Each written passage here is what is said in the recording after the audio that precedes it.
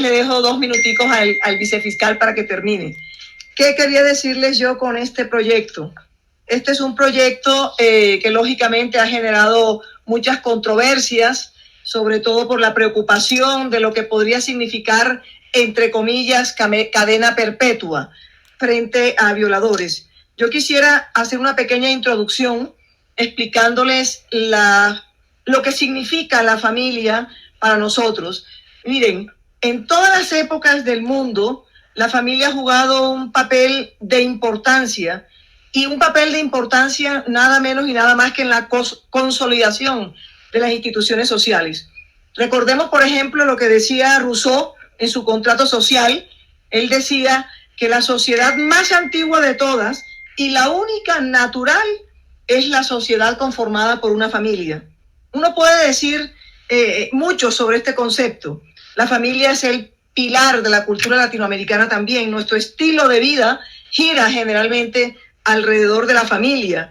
La cultura latinoamericana, debo reconocerlo, con una concepción y con una incidencia cultural patriarcal de carácter machista, que más adelante les explico por qué lo digo, en su formación requiere permanentemente la atención del Estado, y así lo dice la Constitución política, que la familia será protegida por el Estado, por la sociedad, de una manera primordial. La familia y sus diferentes relaciones que se desarrollan ocupa hoy en Colombia, en esta vida moderna, un lugar de privilegio.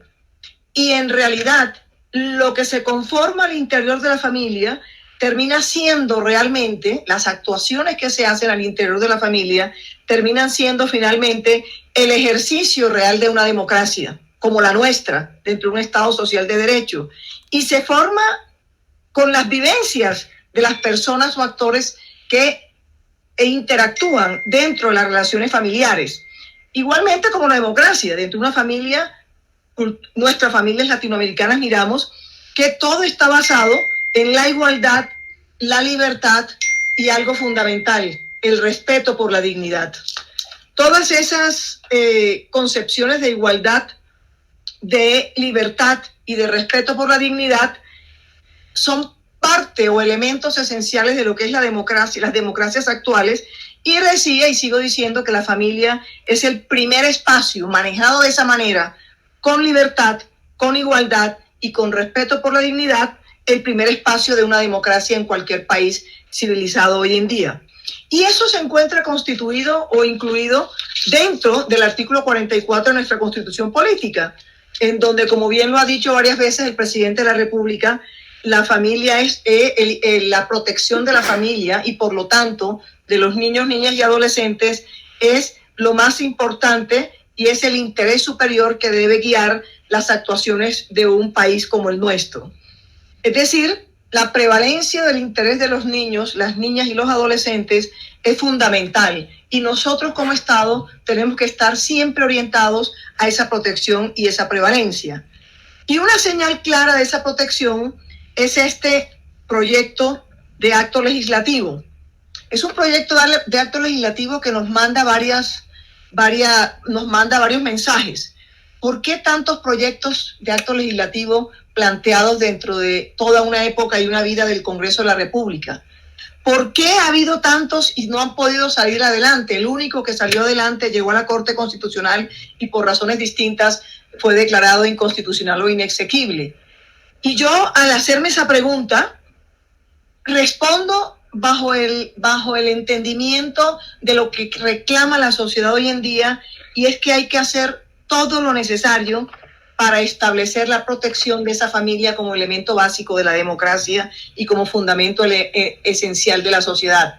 Por lo tanto, si toda la vida muchos congresistas y muchas veces el Estado han luchado porque haya una cadena perpetua revisable y solo para delitos graves, tiene que ser que los representantes y los congresistas, llevando la voz de su pueblo, llevando la voz de sus electores, muchas veces han incidido en reclamar lo que la sociedad está reclamando frente a los graves delitos de carácter sexual que se presentan contra niños, niñas y adolescentes. Esa es mi primera visión. Hay una reclamación social que nosotros como gobierno, como Estado, tenemos que entrar a protegerla, tenemos que entrar a escucharla, tenemos que entrar a atenderla de alguna manera, porque existe. Las estadísticas nos los dicen. Las estadísticas nos lo dicen todos los días. La problemática de delitos sexuales frente a niños, niñas y adolescentes es impresionante, y de homicidios originados por estos delitos sexuales. Y les agrego algo. Ahora que he estado trabajando en el decreto de detención, prisión domiciliaria transitoria, me llamó muchísimo la atención en ese estudio estadístico que hicimos, en donde cuando quisimos que salieran los más vulnerables, por la protección que tenemos que hacerle frente a otro tema, que es el COVID-19, encontramos lamentablemente que la mayoría de los mayores de 60 años que se encuentran hoy pagando condena son por delitos sexuales, y por grandes delitos sexuales. Entonces, eso me hace mirar más que el proyecto tiene una razón social y una razón de protección a la reclamación social que vale la pena, señores congresistas, tener en cuenta. Pero ahora bien, lógicamente hay una ponderación que también hay que hacer en este momento, y es pensar por un lado en que el mismo código, artículo 34, nos dice que no deben existir en el país, y eso también en protección del ciudadano y del ser como elemento esencial de un Estado social de derecho, que no deben existir penas irredimibles. Entonces, a mí me parece que el proyecto contempla un buen equilibrio entre esas dos medidas. No pueden haber penas irredimibles, no pueden haber unas perpetuidades de condenas, porque serían en contra de la idea de democracia y de igualdad y de resocialización de la pena como principio esencial del derecho penal, pero al mismo tiempo tenemos que proteger la sociedad, que nos reclama permanentemente la preocupación por estos delitos. Y me parece que el derecho contempla, el decreto, el proyecto de acto legislativo, excúsenme, contempla esa ponderación, porque si bien habla de cadena perpetua para violadores y para quienes afectan los delitos sexuales, establece unas condiciones que también manejan el otro equilibrio. Es decir, dice, la cadena perpetua solo será frente a una situación de alta gravedad, de inminente gravedad en la comisión del delito. Es decir, no es para todos los que estén frente a estas situaciones, y lo dice para cuando el juez, en su prudente criterio, así lo analice. Es decir, hay un elemento de gravedad interesante que le deja al criterio del juez la posibilidad de aplicar esta cadena perpetua. Pero además le agrega algo que existe en muchos países y aún en tratados internacionales que lo permiten, y es la de la posibilidad de que sea revisable. Miren cómo el proyecto hace una ponderación equilibrada, a mi manera de ver, y siguiendo la manera como el gobierno lo está defendiendo, en el sentido de que le agrega la condición de revisable, y que podrá ser revisable. Revisable, un término de 20 años, equivale a decir que sí, en esas situaciones que serán excepcionales, y por lo tanto no estaremos entrando en la otra teoría del populismo punitivo, porque serán pocos los casos, encontraremos que cuando exista esa gravedad en la comisión del delito contra niños, niñas y adolescentes, de todos modos, en unos plazos prudenciales puede ser revisable, y si se logró la resocialización o el mejoramiento, podrá ser revocada la decisión.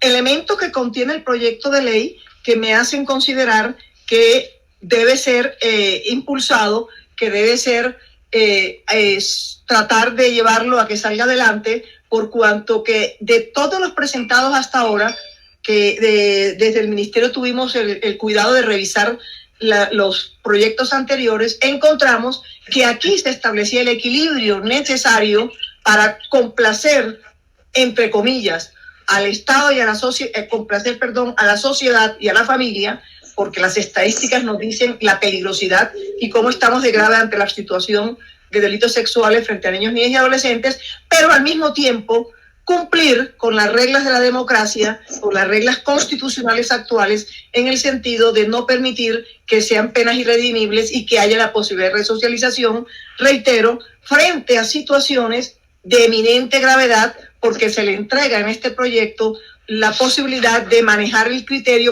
prudente criterio a los funcionarios judiciales. De esa manera considero, señores congresistas, que valdría la pena seguir con este proyecto de acto legislativo, dejar esa introducción adicional al artículo 34 de la Carta Política de la manera como está redactado, porque, repito, permite el prudente juicio de un juez de la República, sabiendo que solo es para situaciones de alta gravedad y además la posibilidad. Ministra, tiene 3 minutos para cerrar. Se le acaba de apagar el micrófono, entonces le pido que lo vuelva a encender para que redondee su intervención. Aquí estoy. Sí, perfectamente. En conclusión, podría decirles, no nos olvidemos de nuestra función como entes del Estado, en el sentido de proteger a una reclamación social que viene de muchos años pidiendo ese tipo de medidas.